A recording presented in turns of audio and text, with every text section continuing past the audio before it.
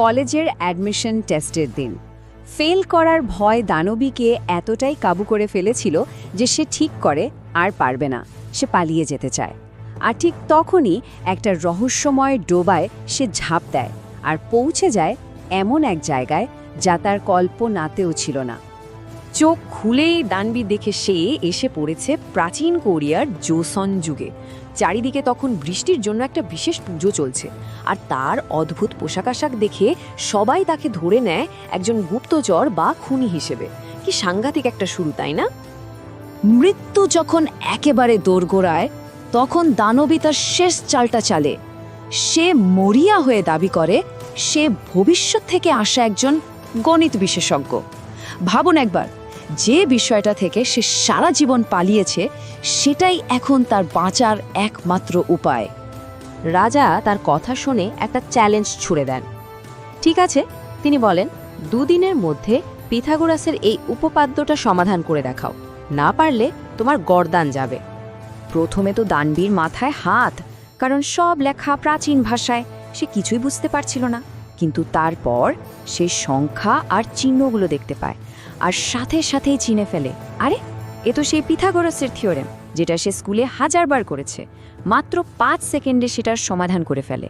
আর তার এই কাজ দেখে খোদ রাজা আর তার সেরা 6 জন জ্ঞানী ব্যক্তি একেবারে থ হয়ে যান। কি অদ্ভুত ভাগ্যের পরিহাস, তাই না? যে মেয়েটা গণিতের নাম শুনলে পালাতো, সেই মেয়েই এখন খোদ রাজার গোপন শিক্ষক, তাও আবার ছেলের ছদ্মবেশে। তাকে সংখ্যা শেখাচ্ছে, বিজ্ঞান শেখাচ্ছে, সব কিছু। আর এই গোপন পড়াশোনার ফাঁকেই রাজা আর তারই রহস্যময় শিক্ষকের মধ্যে একটা অন্যরকম সম্পর্ক গড়ে উঠতে শুরু করে। একটা নিষিদ্ধ ভালোবাসার গল্প। এটা শুধু গণিতের ক্লাস ছিল না, এর বাইরেও তারা একসাথে সময় কাটাতো। ঝাল স্ট্রিট ফুড ভাগ করে খাওয়া, ছোট্ট একটা কমলা লেবুর উপহার, এই ছোট ছোট মুহূর্তগুলোই তাদের অজান্তে একে অপরের খুব কাছে নিয়ে আসছিল।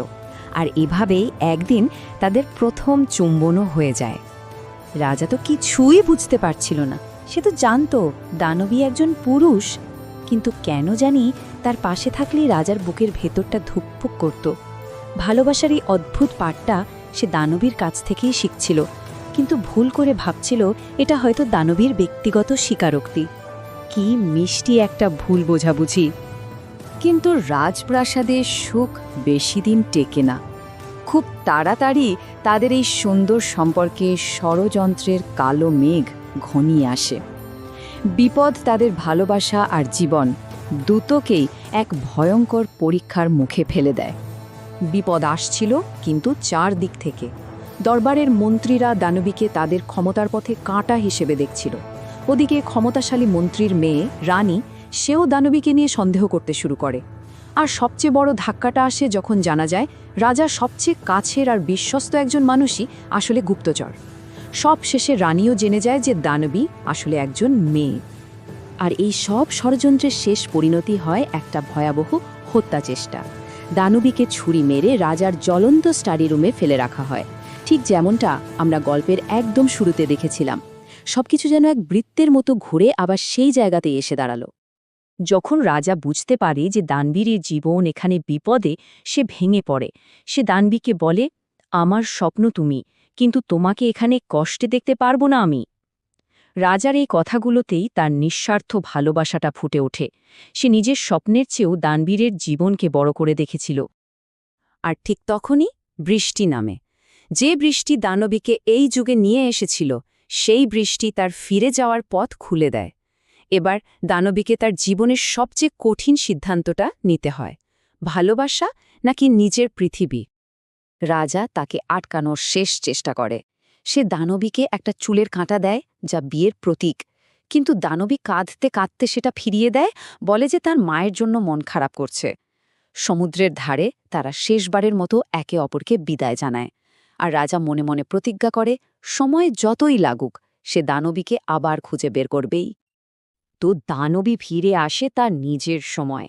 কিন্তু গল্পটা এখানেই শেষ নয়, কারণ এখানেও একটা বড় চমক অপেক্ষা করছিল।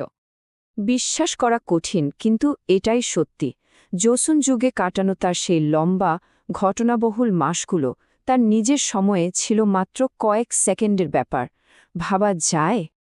কিন্তু ওটা কোনো স্বপ্ন ছিল না, কারণ এরপর যখন সে ইতিহাসের পরীক্ষা দেয় সে সবকিছু চিনতে পারে, রাজার করা সমস্ত মহান কাজ, এমনকি ইতিহাসে লেখা তার নিজেরই গোপন নামটাও জ্যাং ইয়ংসিল।